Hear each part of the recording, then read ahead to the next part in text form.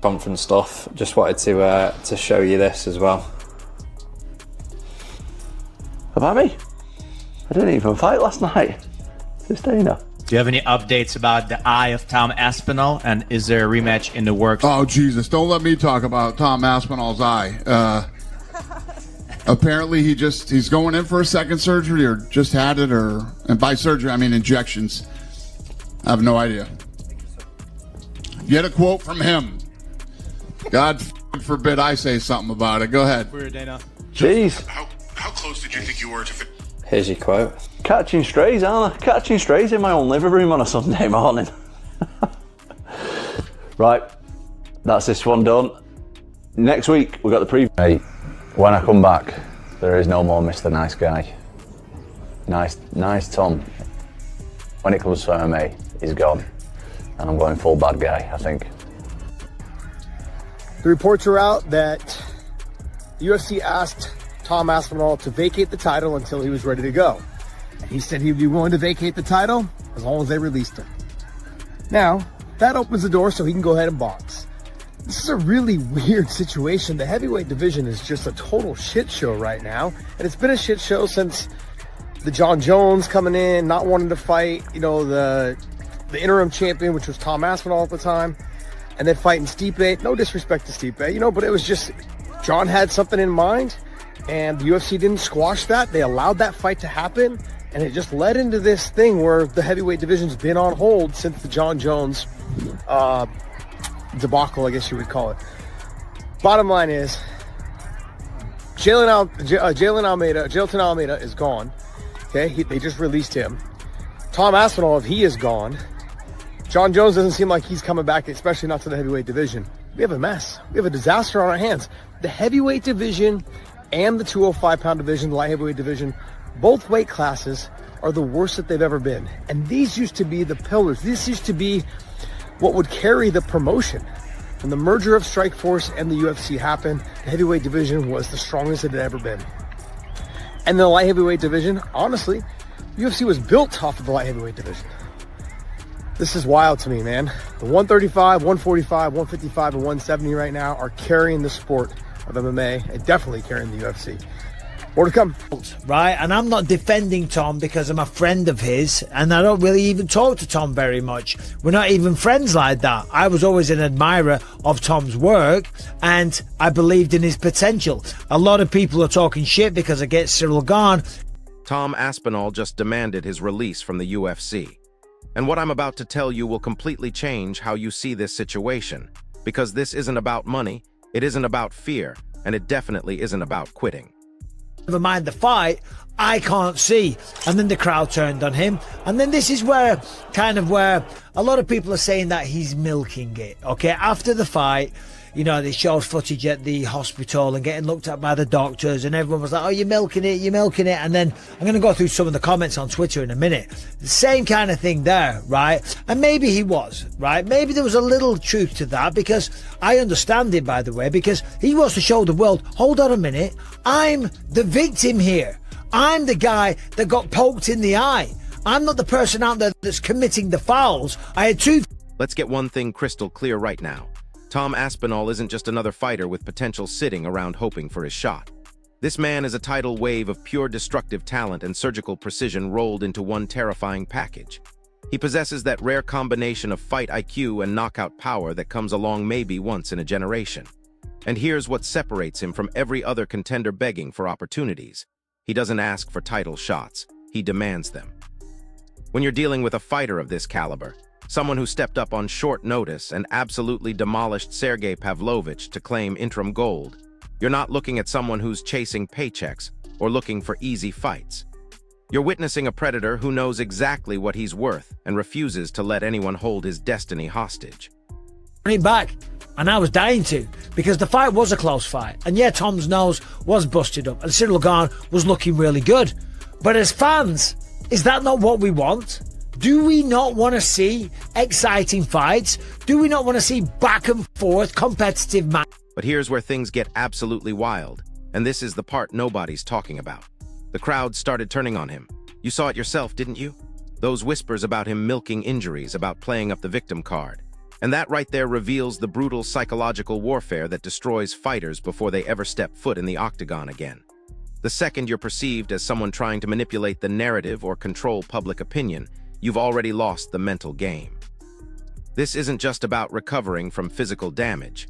This is about fighting a war on multiple fronts, while the very people you're entertaining question whether your pain is even real.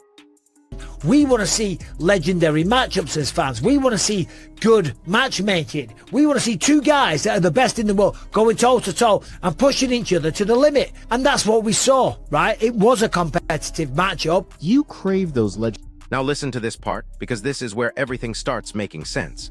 Warriors are supposed to lay everything on the line, right? Broken noses, split guts, blood pouring down their faces while the crowd goes absolutely insane. That's the spectacle we demand, the gladiator show that hooks millions of viewers. But here's the brutal truth that fans refuse to acknowledge. A calculating champion like Aspinall sees beyond the immediate roar of the crowd.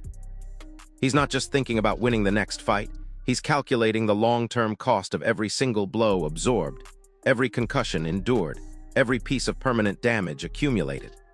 Fight IQ isn't just about landing combinations or defending takedowns. It's about understanding that your body and brain have limits, and sometimes the smartest move a warrior can make is recognizing when the prize isn't worth the irreversible sacrifice.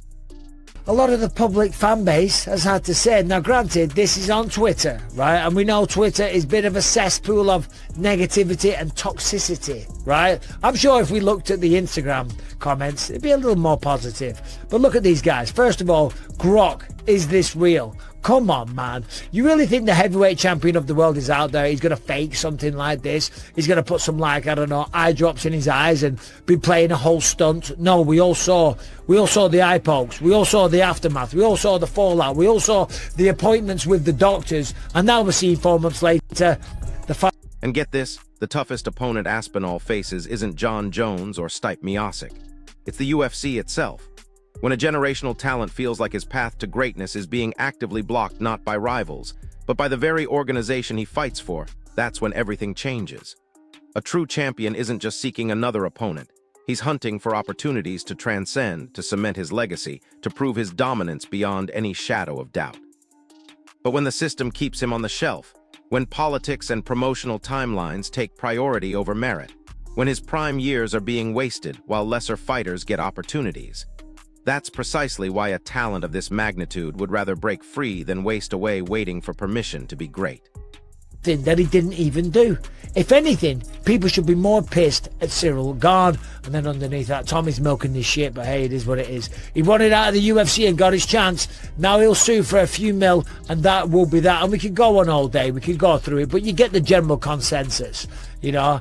I mean, fake, they said, right, I don't know. Listen, at the end of the day, these guys are talking out their arse. What do you mean he wanted out? This man has worked his way up. The man became the interim heavyweight champion of the world by stepping up on short notice and taking out Sergey Pavlov. But wait, it gets worse. We're not just talking about career frustration here. This sport literally tried to steal his sight. You heard it straight from the source: vision compromised, medical clearance pending, optic nerve damage from what people want to dismiss as just an accidental eye poke. This isn't Hollywood, folks. This is a man's livelihood, his entire future, his ability to see his children grow up, all hanging in the balance every single second he spends in that cage. And yet some keyboard warriors are still typing nonsense about stunts and fakes. That level of disrespect, that complete dismissal of the sacrifice these fighters make, it doesn't just wound the body, it crushes the spirit, hollows out the soul.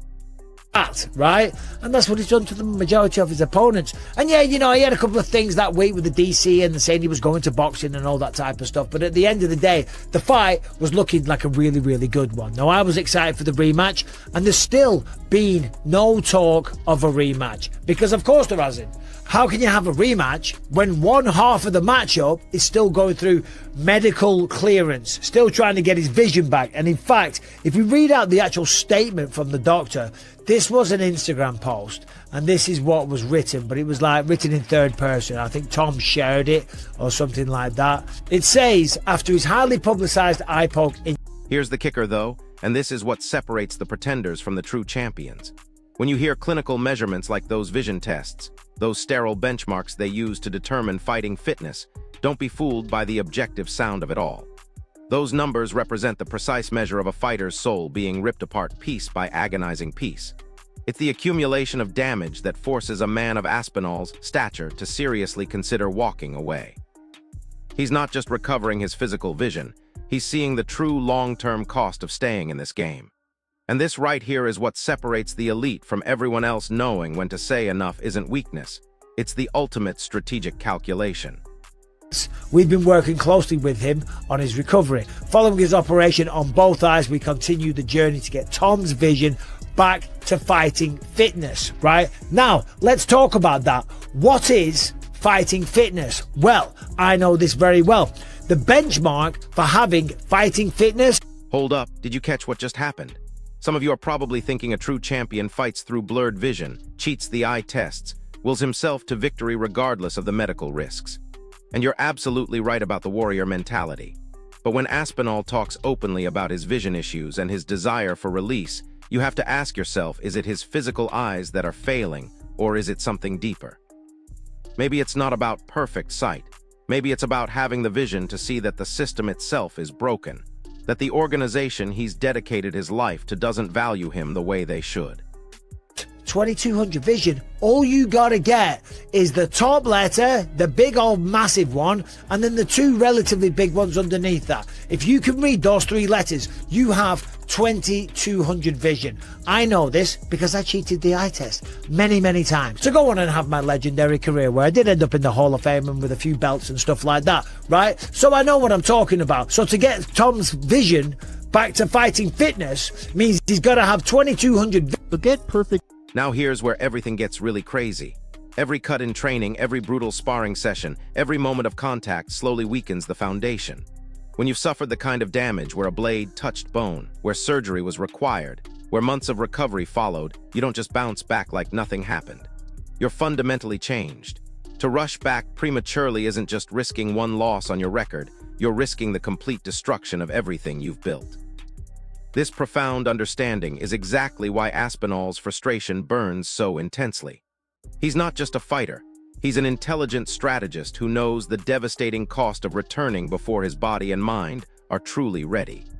That they're talking about it online would say to me that the operation has been a success. So now it just is a matter of time before Tom to rest up, to heal from the surgery, and then come back and rematch Cyril Gane. But how long will that be? Because the one thing that you can't do, and I've said this in multiple other videos, you cannot rush this. When you rush back too soon, things can go wrong. When you operate on something, you weaken it. Anytime you go in there and drill or cut and slice and mess about with it, you weaken it. So you have to allow it a lot of time to restore, to heal 100. But here's what you're still missing, and this is the goddamn point everyone seems to ignore. Aspinall isn't just recovering from injury, he's burning with frustrated fire. This is the soul-crushing reality of being an apex predator forced onto the sidelines, watching helplessly as his division moves forward without him. A true champion's heart cannot stand still, cannot be caged by inaction. And sometimes the greatest display of warrior spirit isn't fighting the next man across from you. It's fighting the very system that's holding you back from your destiny. Do you think the UFC wants an injured, frustrated, and increasingly vocal talent like Aspinall sitting on the sidelines causing problems? This isn't a desperate plea. This is a calculated power play from a man who knows his worth. Ignore all the negative comments on Twitter and Instagram and all these dickheads online, because they don't know what they're talking about at the end of the day. You'll be back at some point. I look forward to it. I look forward to the rematch with Cyril Gane. And then you'll get used to all this shit again. Everyone coming out the woodwork and talking crap. Anyway, what do you guys think about everything that I just said? What do you think about Tom's situation? Do you think they're going to bring in an interim champion? Is it going to be Cyril Gane versus Alex Pereira, something like that? I really don't know. But what do you think? As I say, always say, let me know in the comment section and subscribe. You talk about... And let's be explicitly clear about what we're dealing with here. This wasn't some minor eye poke that heals in a few days. This was the brutal reality of combat sports carving into a man's optic nerve, threatening to permanently steal his career and his sight. They can talk all they want about warrior spirit, but what good is heart when your fundamental tool, your vision, is compromised? When the octagon demands everything from you, and then cruelly steals your ability to even see the strike coming. You have every right to demand the freedom to choose your own future. You're supposed to have when you're fighting the best people on the planet. So it's not that he was looking for a way out, it's that he got double poked in the eye. And now, as we say, here we are, 4 months later, the man has had surgery. Not one, apparently he's had 2, right? And you can see the damage on the eyeballs, right? Anytime they mess with the eyes, I've had multiple eye surgeries, right? I lost my retina. You all know this story by now if you're new to the channel and you haven't seen this shit, right? Yeah, I lost an eyeball and I had a lot of... So there you have it. Aspinall isn't quitting, he's making a champion's calculation. He's faced with a system that doesn't respect his timeline, fans who question his sacrifice, and injuries that threaten his long-term health and vision. This isn't about fear or weakness. This is about a generational talent refusing to let politics and bureaucracy waste his prime years. The real question isn't whether he wants out of the UFC, it's whether the UFC deserves to keep him. What do you think? Is Aspinall making the smart move demanding his release, or should he stay and fight through the system? Drop your thoughts in the comments below. If this breakdown opened your eyes to what's really happening behind the scenes, smash that like button, subscribe to the channel, and hit the notification bell because this story is far from over. I'll see you in the next one. But hold on a second, because there's another layer to this story that's going to blow your mind. While everyone's debating whether Aspinall should stay or go, they're completely missing the chess match happening behind closed doors. The UFC isn't just a fighting organization. It's a billion-dollar empire built on controlling narratives, manipulating public opinion, and keeping fighters exactly where they want them. And right now, they're playing a dangerous game with one of the most explosive talents in the sport. Think about this for a moment. When was the last time you saw the UFC actually fast-track a fighter's return from injury? When have they ever restructured their entire promotional timeline around one person's recovery? Never. Because that would set a precedent that fighters have power, that they can dictate terms, that their health and career aspirations matter more than the company's bottom line. But here's what they didn't count on: Aspinall isn't your typical fighter, who's going to sit quietly in the corner waiting for scraps. And here's the part that's going to make you question everything you think you know about this sport. The UFC has created a system where fighters are essentially independent contractors with zero job security, no guaranteed income, and no real power to negotiate their own futures. But they're expected to show unwavering loyalty, to fight whoever they're told, whenever they're told, for whatever money they're offered. It's a rigged game where the house always wins, and fighters like Aspinall are finally waking up to this reality. Now let me paint you a picture of what's really happening here. Aspinall sits at home, interim belt collecting dust, watching fighters with inferior records get opportunities he's been denied. Meanwhile, his phone stays silent. No concrete fight dates, no clear timeline, just vague promises and political maneuvering. This isn't just frustrating, it's career suicide for a fighter in his prime. Every day that passes is another day closer to his athletic peak slipping away. Another day of potential earnings lost forever. But here's where it gets absolutely insane, and this is something the UFC desperately doesn't want you to understand. They're not just controlling Aspinall's career, they're controlling his entire financial future. Think about it. A fighter of his caliber could be making millions in other organizations, could be headlining massive events, could be building his brand and securing his family's future. Instead, he's trapped in a contract that essentially gives him 2 choices: fight when and who they say, or don't fight at all. And get this, the psychological warfare doesn't stop there. Every interview, every press conference, every social media post is scrutinized and analyzed for signs of disloyalty. Fighters learn to speak in corporate-approved soundbites, to smile and nod, while their careers are managed by people who have never stepped foot in a cage. But Aspinall, he's reached that breaking point where he'd rather burn bridges than continue pretending everything's fine. Here's what's really wild, though. The UFC has spent years building up this narrative that they're the premier organization, that fighting anywhere else is somehow settling for less. But that's complete nonsense, and fighters are starting to see through the manipulation. There are organizations out there that would treat Aspinall like the generational talent he is, that would build entire events around him, that would compensate him fairly for the massive risk he takes every time he steps into that cage. But wait, there's more to this story that nobody's talking about. The interim championship that Aspinall holds, it's basically become a participation trophy, a way for the UFC to string along elite fighters while they focus on whatever superfight generates the most pay-per-view buys. They created this interim title to keep Aspinall satisfied, to make him feel like he's accomplished something meaningful, while simultaneously having zero intention of actually unifying the belts anytime soon. And here's the brutal truth about what happens when a fighter like Aspinall starts making noise about wanting out. The organization doesn't just let them go quietly. They launch a full-scale character assassination campaign. Suddenly, stories start circulating about attitude problems, about being difficult to work with, about lacking the heart of a true champion. It's a systematic destruction of reputation designed to make other fighters think twice before demanding better treatment. Now listen carefully, because this next part reveals just how broken the system really is. Aspinall's eye injury isn't just a medical issue. It's a perfect example of how fighters bear all the risk while the UFC reaps all the rewards. He suffered potentially career-ending damage while generating millions in revenue for the company. And what does he get in return? Medical bills, months of uncertainty, and fans questioning whether his injury is even real.